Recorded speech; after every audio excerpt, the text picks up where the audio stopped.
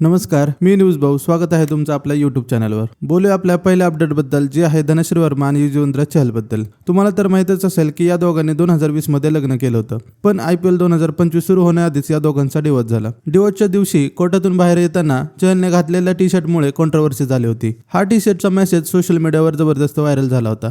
आता यावर पहिल्यांदाच धनश्रीने रिएक्शन दिलंय. धनश्रीने ह्युमन्स ऑफ बॉम्बेला दिलेल्या पॉडकास्टमध्ये सांगितलं, डिवोर्स हा काही सेलिब्रेट करण्याचा मुवमेंट नसतो, तो खूप टफ असतो, फक्त दोघांसाठीच नाही तर फॅमिलीसाठीही. मीडियाचं लक्षही तुमच्यावर असतं. मी मात्र या प्रोसेसमध्ये खूप नॉर्मल राहिले, काही असं केलं नाही ज्यामुळे लक्ष माझ्याकडे वळेल. तिने सांगितलं की जजमेंट ऐकताना ती रडली होती, मनाने तयार होती, पण तरीही अश्रू आले. त्यानंतर चहल बाहेर आला आणि तो टी शर्ट स्टंट झाला. मी आतमध्ये होते, मला काहीच माहित नव्हतं. बाहेर येऊन कारमध्ये बसल्यावर फोन पाहिला आणि शॉक बसला. लोक मला ब्लेम करणार हे मला आधीच माहित होतं. धनश्री म्हणाली, त्या मुवमेंटला माझ्या मनात अनेक थॉट्स आले. तिचं म्हणणं होतं, जर हेच सांगायचं होतं तर व्हॉट्सअपवर डायरेक्ट सांगितलं असतं. पॉडकास्टच्या पूर्ण व्हिडिओची लिंक डिस्क्रिप्शन बॉक्समध्ये दिली आहे, तेथून तुम्ही तो व्हिडिओ पाहू शकता. बोलूयात आपल्या पुढच्या अपडेट बद्दल, जे आहे एका शॉकिंग बस कंडक्टर इन्सिडेंट बद्दल. महाराष्ट्रातील एका बस कंडक्टर ड्युटीवर असताना नशेत असल्याचा व्हिडिओ समोर आलाय आणि हा व्हिडिओ सध्या सोशल मीडियावर जबरदस्त व्हायरल होतोय. या व्हिडिओची क्लिप मी तुम्हाला दाखवतो, ती तुम्ही बघा.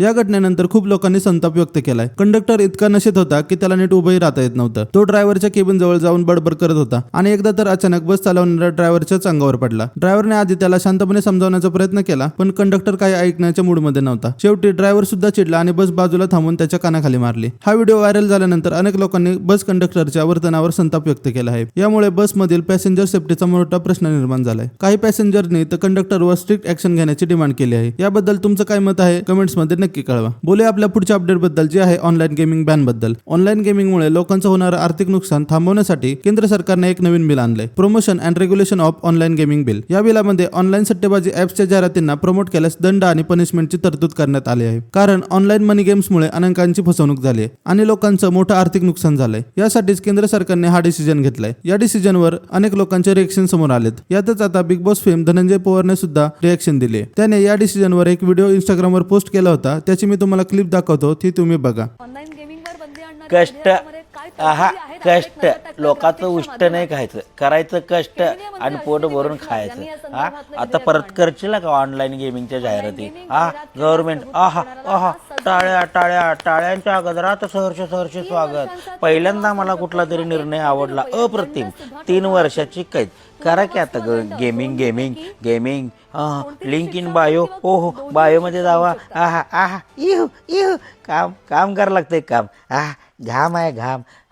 काम केले की घाम येते, घाम केले की दाम मिळते. बसून मिळालेलं दाम राहायचं नाही त्या गोष्टीवर ठाम. इथं आता आले तुमचं सरकार घ्यायला काम. 3 वर्ष दंड, नाहीतर 1 कोटी रुपये दंड. काय सक्त मजुरी. सुपरला शॉट. केंद्र सरकारने घेतलेल्या या निर्णयाबद्दल तुमचं काय मत आहे कमेंट्समध्ये नक्की कळवा. आजसाठी एवढंच. भेटूयात आपल्या पुढच्या व्हिडिओमध्ये. अशाच डेली व्हिडिओसाठी चॅनलला सबस्क्राईब करा.